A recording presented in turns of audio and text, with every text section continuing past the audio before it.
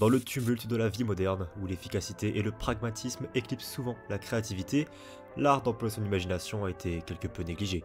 Et pourtant, imaginer, cette capacité à créer de nouvelles idées, images ou concepts de nos sens, est une pierre angulaire de la cognition et du développement humain. Voilà pourquoi dans cette vidéo on va parler d'imagination, et pourquoi ça a été trop souvent oublié. L'imagination est pour l'homme le moteur de l'innovation et de la créativité, nous permettant de transcender les limites de notre réalité et d'ouvrir la porte à de nouvelles possibilités.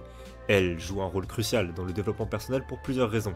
Déjà, elle stimule la résolution de nos problèmes en nous aidant à envisager des solutions novatrices. Deuxièmement, elle nourrit nos aspirations en donnant la force de poursuivre nos objectifs les plus élevés. L'usage de l'imagination renforce aussi notre flexibilité mentale, nous rendant plus adaptatifs et résilients. Elle enrichit notre vie antérieure, offrant un refuge contre le stress quotidien, tout en éveillant notre curiosité et notre sens de l'émerveillement, essentiel à l'apprentissage en continu. Mais néanmoins, on voit de plus en plus la perte d'imagination dans la vie adulte. Ce déclin peut être attribué à plusieurs facteurs, la pression sociale vers la conformité, l'excès d'information, la dépendance à la technologie et aussi le manque de temps pour activités créatives. Le système éducatif aussi, favorisant l'apprentissage par cœur au détriment de la créativité, contribue également un peu à cette érosion. Et plus tu vieillis, plus l'encouragement à être réaliste et à viser des objectifs pratiques peut réprimer la capacité à imaginer. Mais alors peut-on récupérer et retrouver l'imagination qu'on avait quand on était enfant ? Je pense que oui. Si tu veux raviver ton imagination, il est crucial de reconnaître sa valeur et d'intégrer consciemment des pratiques créatives dans ton quotidien. Voici mes stratégies. Premièrement, ça paraît bête, mais allouer du temps pour juste rêver, te laisser aller et te laisser vagabonder dans tes propres pensées et imaginer le plus de choses possibles. Parfois, on ne le fait même pas. Numéro 2, il faut s'engager dans des activités créatives. L'écriture, le dessin, la musique, des activités très compliquées qui nécessitent de réfléchir et d'imaginer, et pas seulement des séries ou des films, des jeux vidéo où tout est donné pour nous, que ce soit au niveau de la musique, des images, des couleurs.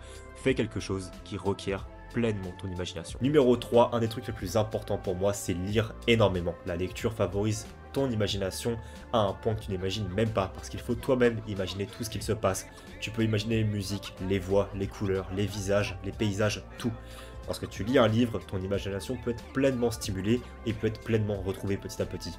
Numéro 4, pratiquer la méditation et la pleine conscience. Ces pratiques créent un espace mental pour l'imagination, te permettent de déstresser et sortir de la routine habituelle dans laquelle tu peux te perdre. Et enfin mon dernier conseil qui peut être compliqué, mais c'est s'entourer de personnes créatives, parce que interagir avec des individus créatifs peut totalement inspirer ta propre imagination, voire aider à la cultiver.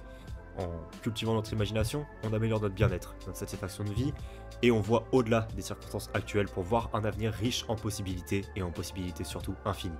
L'imagination transcende la simple évasion de la réalité, comme on faisait quand on était enfant. C'est aussi une composante cruciale du développement personnel, et pour toi-même acquérir une meilleure vie. Malgré les défis de la vie adulte, on peut récupérer cette créativité. J'en suis la preuve, je n'étais pas du tout créatif, je n'avais aucune imagination. Et actuellement, j'arrive à imaginer et faire des vidéos comme tu peux la regarder actuellement. Alors qu'honnêtement, je partais de très très loin. Donc je pense que c'est possible pour tout le monde, et tu as un potentiel illimité que tu dois découvrir par toi-même, qui a été limité par de nombreuses activités et par de nombreuses personnes. Si tu travailles assez dur et que tu mets le temps nécessaire, tu peux retrouver toute ta créativité, ton imagination, et te remettre à faire des choses que tu aimes, que tu avais complètement oubliées.